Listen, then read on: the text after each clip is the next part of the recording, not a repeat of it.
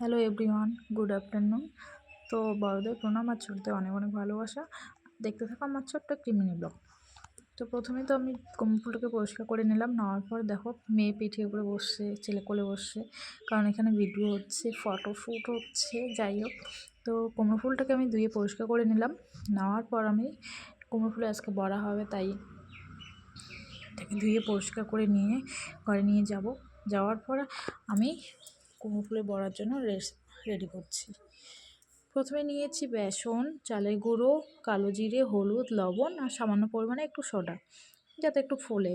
তারপরে তো নিয়ে এটা তৈরি করতে এসেছি, তিনজনই চলে এসেছি। ছেলে মেয়ে দুজনেই হাত দিচ্ছে, বলছে আবার যে মা এটা কি এটা কি। যাই হোক, ওদেরকে বলে বুঝিয়ে নিয়ে রাখলাম। তারপরে এদিকে দেখো লাল লাল করে ভেজে নিচ্ছি।